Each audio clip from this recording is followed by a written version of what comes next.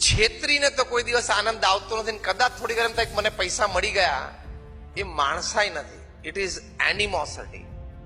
એ પ્રાણી અને પશુની વૃત્તિ છે, માણસની નથી.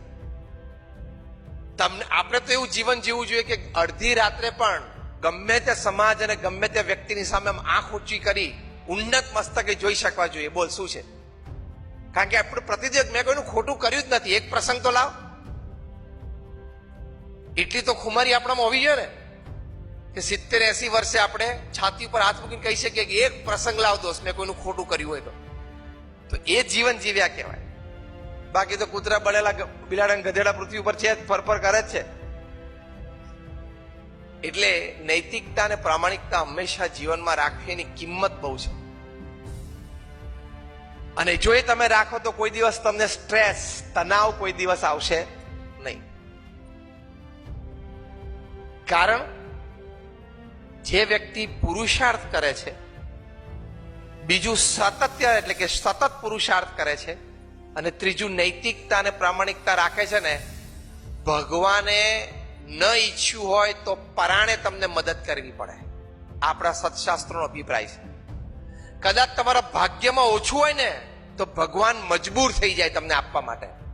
કે તમે તમારા કોઈ નાનો માણસ પ્રામાણિકતાથી કામ કરે છે તો તમે એને આપવા માટે મજબૂર થઈ જાવ છો કે નહીં?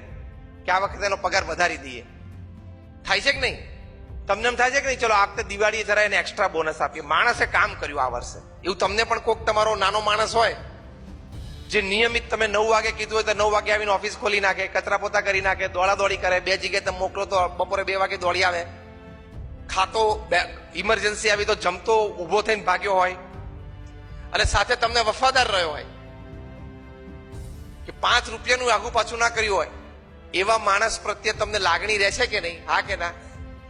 એવા માણસને થોડુંક આપણે આમ આપી દઈએ એવી ભાવના રહેશે કે નહીં? અને તમે આપો છો. દરેકના, તમારા દરેકના અનુભવમાં છે આ વાત. તો એ ભાવના આપણામાં પણ એક યુનિટના માલિક તરીકે છે.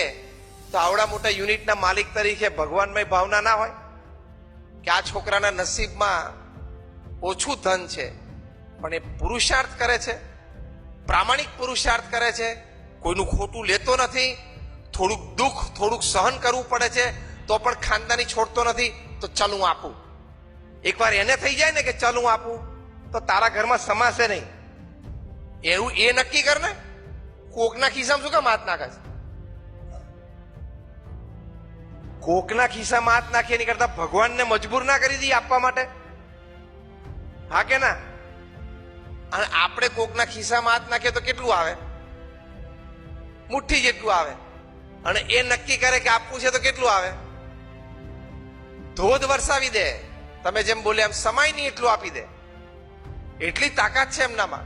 કારણ કે નક્કી તો એમણે કરવાનું છે. નક્કી તો એમણે કરવાનું છે. તો એ માર્ગ ના લઈ, આ ખોટો માર્ગ શું કામ લેવાનો? કે એવી રીતે પ્રામાણિકતા અને નૈતિકતા રાખે ભગવાન મજબૂર થઈ જાય આપવા માટે. એને એમ થાય કે ના આપવું છે. અને એકવાર નક્કી કરશે ને તો ગરાગો એમને એમ તમારી સામે, તમારી પાસે આવશે. મોટા મોટા ગરાગો અથવા તો મોટા સોદા એમને એમ તમારી પાસે આવશે. It has to come to you.